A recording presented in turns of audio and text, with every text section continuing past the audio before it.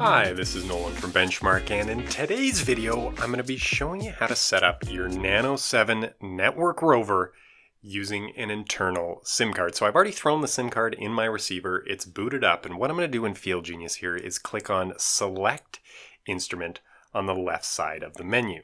And within my Instrument Profiles menu here, what I'm going to do is I'm going to click on Add Profile in the bottom right corner and make sure I have my GNSS rover selected. With that option enabled here, what I'm going to do is I'm going to click on my make and locate my GeoMeasure manufacturer, and then my model I'm going to leave as the Nano 7, and if I want to I can give this profile a different name. For my purposes, the GeoMeasure Nano 7 is more than sufficient, and with that all selected here, I'm going to click on Create, which is going to allow me to create a new profile here. Now, the first thing we're going to want to do is Bluetooth pair to our receiver. So to do that, what I'm going to do is click on Setup Communication, make sure my connection type is set to Bluetooth, and with that selected, I'm going to click on that search option next to my Bluetooth devices. Now, if you've already paired to the device, it should pop up in that dropdown, but if not, click on search here, and what you're going to do is you're going to look for the serial number or the device name with the same name as the serial number on the bottom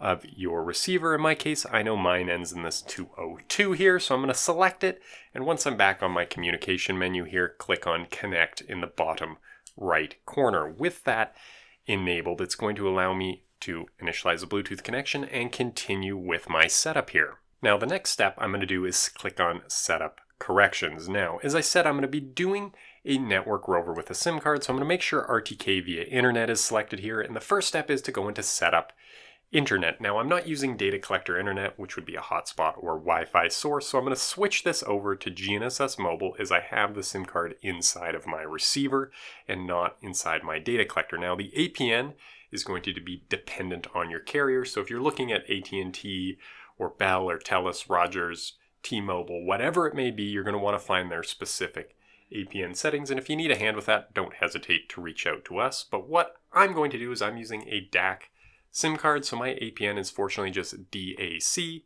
That's all I got to enter in the APN, and the username and password is going to be blank, at which point I'm going to click on Done, and now set up my data source. Now, this is where you're going to create a new data source for whatever network you're using. Now, I'm going to be using Stormcaster, and I've already created a network option for Stormcaster here, but if you don't already have your network settings enabled, what you're going to do is you're going to click on the Add New Source option at the top there. That'll allow you to enter in the URL, port, username, and password for your network. But in my case, this is perfect. I'm going to select this MyNTrip1, which I know is my Stormcaster login, and click on Done. Now, with my internet and data source entered, I'm going to initialize this connection to my network. So with hitting connect here, it's going to look for all available mount points. Now, with Stormcaster, I have one in specific that I'm going to use that's right above my desk here. So I'm going to find the Calg West mount point here and click on select.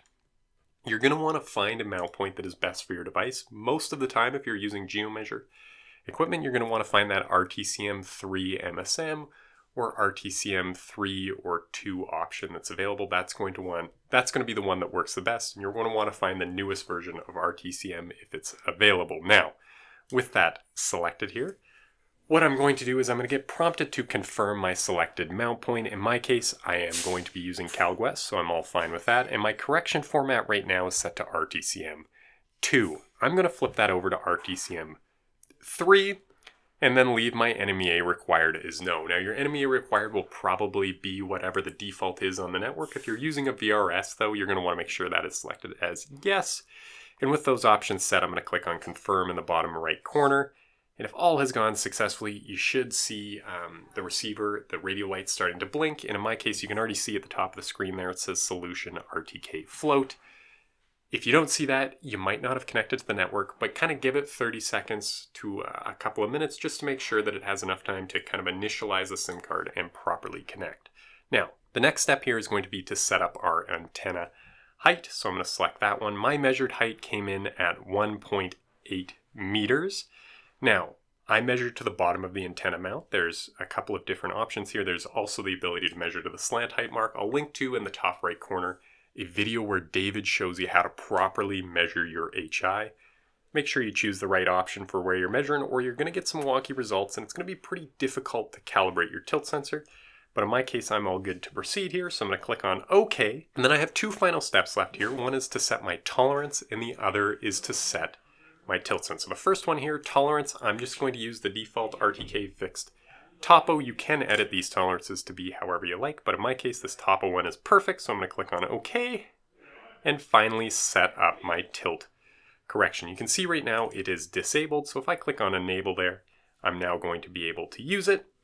And if I click done and done, I will be completed with my setup and taken to the map screen. And what I'm going to do is I'll just show you very quickly. If we go to the survey screen, you'll see in the bottom right corner that it is flashing between initialize IMU calibration and RTK fixed, indicating that I'm ready to calibrate my tilt sensor. There's a video in the top right corner on how to do that, and then I'm ready to proceed with my survey. But for now, that is everything in today's video. That is how you set up the GeoMeasure Nano 7 using an internal SIM card to run a network rover. And if you have any questions about anything you've seen in today's video, or any questions about anything you've seen on our YouTube channel, please give us a call at 1-888-286-3204, or visit us on the web at bench-mark.ca.